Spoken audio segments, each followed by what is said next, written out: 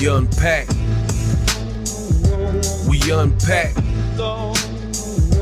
We unpack. Coming to you live, Boxingego unpack. Yeah. We unpack. We unpack.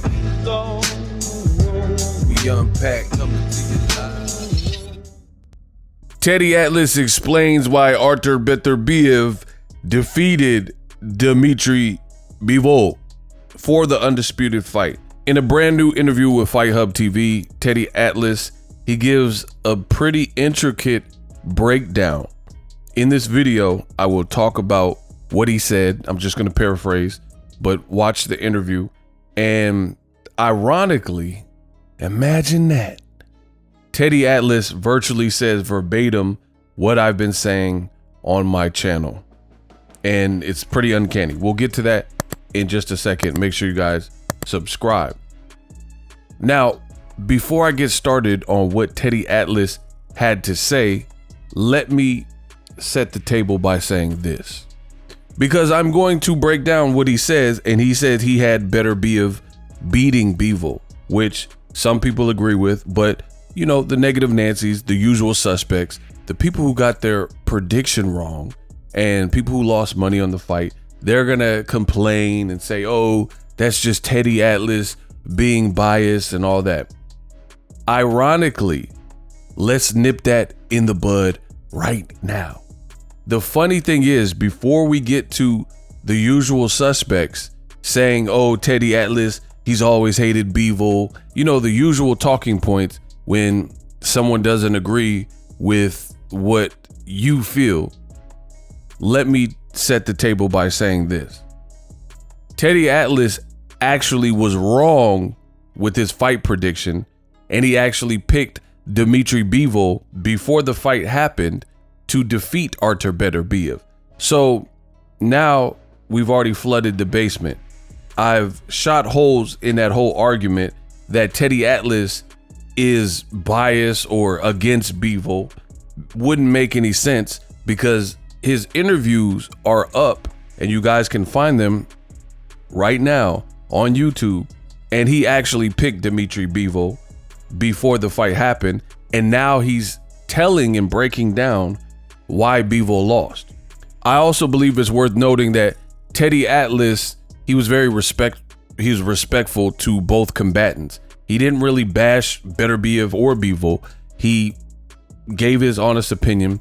He scored it 115-113 for Beterbiev, and he thought Dmitry Bivol lost, and he explains why. So I thought that was a fair scorecard. He continued to say in this breakdown that it was a close fight. It was a close fight. He mentions things that Dmitry Bivol was doing that was successful, and he said they both used the jab. They used it in different ways. But the difference maker is Beterbiev, he says you got to look at the geography. And in his opinion, he believes that Beterbiev better controlled, especially and particularly in the second half of the fight, the geography, and created almost the law of the land, if you will, in terms of how the fight was to be fought. And I think this is a great way to phrase it, and it makes perfect sense if you watch the fight, right? Because if you look at this particular fight, as the rounds wore on and it began to crescendo, it started to look more and more like Beterbiev was getting in motion. And towards the end of the fight, I really feel, and I've said this before Teddy Atlas even put his interview, Bivol dropped off dramatically, right? He dropped off a cliff. So to me, what that suggests is something caused him to dramatically decline, and that something is two words: Artur Beterbiev. I have posted videos on my Twitter. The link is in the description. I can't show you right here on this platform for copyright reasons because I don't own the clips, right? So you guys got to take my word for it or go to my Twitter. Beterbiev did a lot of right things early. The thing is, his style is pretty fundamentally tight, but it's not as flashy. And I think that's what a lot of people are having such a big issue with, because styles make fights in boxing, as we know. And the reality is Bivol has a style that's kind of in your face, if you will, right? He's jumping in, and he's throwing sets, throwing combinations. But to the untrained eye, it may look like he was landing all those flurries, but if you slow it down or rewatch it, whatever you have to do, I can assure you, a lot of that stuff wasn't landing as cleanly as it looked to the untrained eye. And I think that's what created a lot of confusion. There were little subtle defensive moves from Beterbiev where he would roll with the punch, or he would pull back, or he would catch the punch on his gloves. He would block. It was partially blocked, things like that. And it got to a point where, if you really think about it, there weren't many moments where Beterbiev was badly affected from Bivol's shots. There weren't many moments at all. And there was a moment, I want to say round 7 or 8, where he started landing some shots, and these shots were getting through, and it looked like it definitely got Beterbiev's attention to the point where he needed to reset and recalibrate, and it was bopping up his head like boom, boom, boom, right? Beterbiev backed up towards the ropes, and this is where it got funky for Bivol. I believe it was round 7.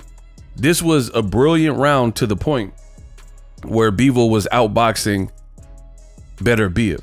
He had this moment of, success, even more so than just outboxing, where it looked like he got an honest reaction out of Beterbiev. As I mentioned, and I've already done a video, check my what really happened video. I'll try to put a card at the end of this video. But in that sequence, he got greedy, and that's what Teddy Atlas said. Teddy Atlas said the same thing as me in that sequence, and he couldn't remember the exact round because, it was fresh on his mind. But Teddy Atlas says, sometimes you have to throw 5 punches instead of throwing 6. And he says, why would some people would question that? Like, why not throw 6 if you can do it? And he said, because that 6 punch basically could get you caught. And he said, Artur Beterbiev cocked back, swung a big shot, and clipped Bivol right after that, because Bivol got greedy, which is exactly what I said, right? You got greedy, and then you were made to pay for it. And then this was right around the 1 minute mark of that round. You had a cool round, you landed a flurry, then you try to jump on top of a puncher that has 100% knockout ratio entering the fight with you. That was such a rookie mistake. I have no idea why Bivol would even do that, because you had been winning the round. It's a 3-minute round. You're down to the last minute. So it was kind of competitive, but you were getting the better end of it for 2 minutes, for the better portion of 2 minutes. And then you think you have him hurt, and then you just get greedy and try to jump on him and swarm him, and he cocks back and hits you with something hard, backs you up off of him, and you could tell because Beterbiev was on the ropes, and then Bivol completely backed off of him, and then he started moving and he started running, and again his output fell off a cliff. This man was hurt. That's what that means. He threw probably like 2 punches for the remainder of the round, and I don't even think they landed. They were just like decoy punches to buy time. This is why Bivol lost the fight. It's like you're playing in a poker competition on ESPN against the best poker players. You can't do certain things. You can't hesitate. You can't pull certain moves. You are going to lose. It requires a skill.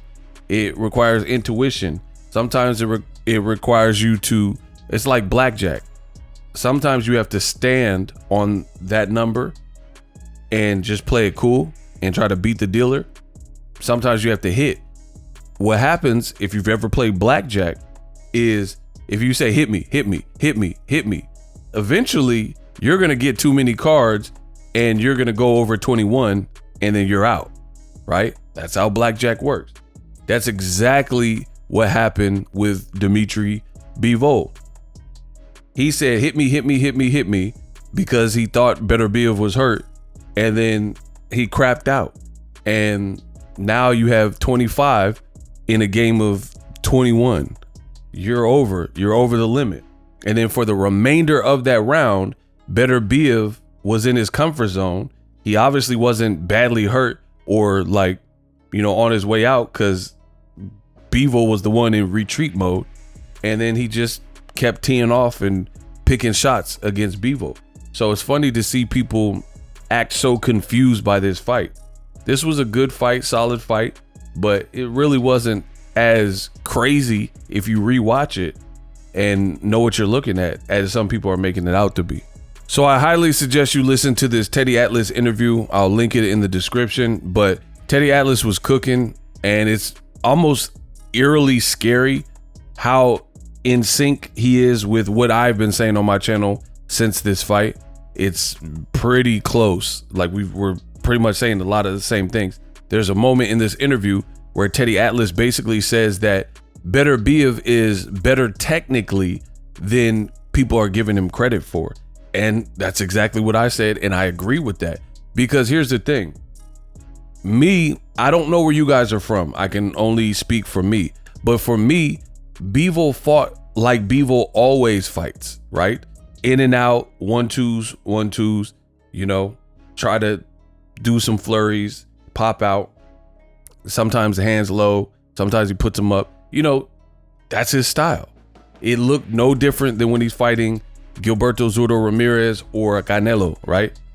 He looked the same. The only thing that made this fight look different is who he was in there with, and it was just a different puzzle and a different monster, and he was getting hurt in there.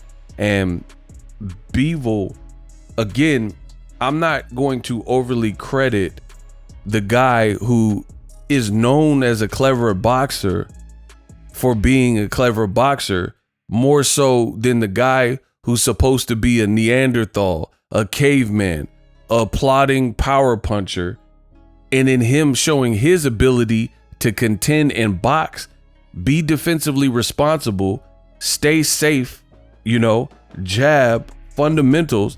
That's far more impressive, because the power puncher with slow feet, who's much slower, probably isn't supposed to be doing and being able to box at this high level with someone who's much faster, maybe a little bit bigger, and has the skill set and the fluidity of a Dmitry Bivol. So I think a lot of boxing fans, they go with the low-hanging fruit. I tell you all the time. I'm more impressed with the person that shows they got different wrinkles in their game. They got different tools in the toolkit.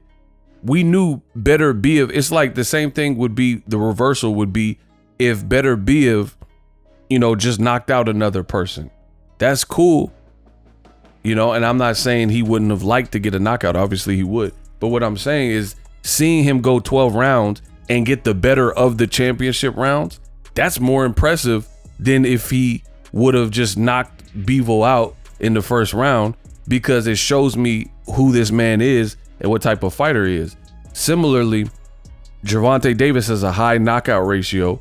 When he boxed a dangerous Pitbull Cruz, Isaac Cruz, with one hand, and he showed he can do that and doesn't lose it and keeps his ish together, and he was outboxing someone who's that, powerful and wild, like a Pitbull Cruz with one hand, to retain, his undefeated record and stuff. That showed me more about Tank than if he just would have knocked out Isaac Pitbull Cruz. It would have just been another scalp. It would have been another knockout under his belt, which is cool. People love knockouts. But to me, I'm going to praise the person who shows me something. Bivol, if you actually watch the fight, because there's still people who are like, oh, this was a robbery. And notice I've done a video. It's almost 15 minutes long. This video, yes, this video you're listening to right now, almost 15 minutes long. And I'm using syllables, consonants, and words to explain what I believe and why I'm saying what I'm saying. You can believe me, or you could believe the random content creators that put out low quality content, bad audio quality, right? Bad visual quality, don't know boxing, get all their predictions wrong. You could believe them, because a lot of those people, they're just saying it was a robbery. Bivol won. I'm actually taking the time out of my day to break down in an educated way why I'm saying what I'm saying. So it's, to me, much better than just saying it was a robbery. So listen to the person who's actually giving commentary and boxing analysis, or you could believe the people who just leave a comment in this video and say robbery. I mean, the choice is yours, whatever. I'm telling you what I feel. Bivol lost that fight he lost it because of not necessarily a lack of talent or a huge talent gap. He lost it because of how he fought. If he would have fought smarter, then he very well could have won. But you gave up the championship rounds. There's no one that could tell me differently. You gave up too much. And here's the thing. That wasn't the type of fight where if you were a Bivol, you would feel comfortable knowing you're in such a lead that you can coast or take off rounds. It was a close fight. It was a dangerous foe, a lethal puncher that you were in there with. It makes absolutely no sense to have been confident for either guy in a fight like that to just say like, oh, I could afford to lose the last 3 rounds. You're not Floyd Mayweather. Floyd Mayweather could do that where, you know, he could give up the last round or so, last round or 2 versus Robert Guerrero versus Canelo. Like they needed a knockout to win, right? Bivol, he wasn't dominating like people are saying to the point where that was the case. So I thought it was very foolish for Bivol to get greedy. And if you notice, it set a bad trend because it obviously gave Beterbiev confidence. He knew for a fact he could hurt Bivol bad and back him off. He seen how Bivol, and there's also early body work. And I've also posted that clip on my Twitter. Make sure you guys check it, where it's just some of the body work highlights where it doesn't look special, but Beterbiev was making a great, and he's a heavy-handed dude. Bivol has okay, you know, moderate power. Beterbiev has heavy hands, so you have to imagine someone being that heavy-handed, everything he's landing is bricks, right? So even if it's a body shot, right? And it was those little dividends, slowly punching air out that tire and siphoning gas. And people can pretend those cuts, lumps, and bruises just somehow jumped on Bivol's face, but they had to come from somewhere, and they came from Artur Beterbiev. Same thing with why Bivol fought different in the second half of the fight, because he was flattened down by a power puncher and those little punches to the body. Like, it doesn't look, again, it might not look like highlight reel stuff to you guys, but those little surgical investments pay dividends later. That's why there's a reason why Bivol fell off a cliff. That's how I'm phrasing it, right? And his output dramatically dropped, where he was almost having to fight Beterbiev off of him and use his feet less in certain moments, things like that. He just looked different. Put it this way, in the comment section, I've asked this question, I'm gonna ask it again. Did Beterbiev get better as the fight went on, or worse? And I think we all know the answer to that. As the fight wore on, he didn't look as fresh. So I understand what Teddy Atlas is saying when he's talking about geography, because Beterbiev, I'm not saying he was in complete and total control, but you don't have to be. He's a unified champion. Neither guy was in complete and total control. So you can't just use it against Beterbiev. Neither guy. It was a close fight. It was a competitive fight. As you would expect when you have the best versus the best. So I agree with Teddy Atlas when he's saying that Beterbiev kind of controlled. He says Beterbiev made Bivol fight his fight.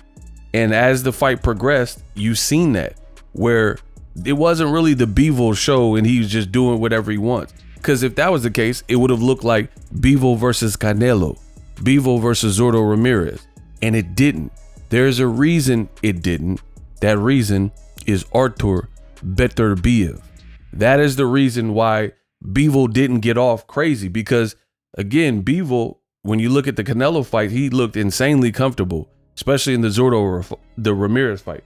He looked insanely comfortable, and there's a reason against Beterbiev. That's also, in my opinion, the reason why I believe Bivol is taking this like on the chin and not really making a big fuss. He knows he was in a real fight.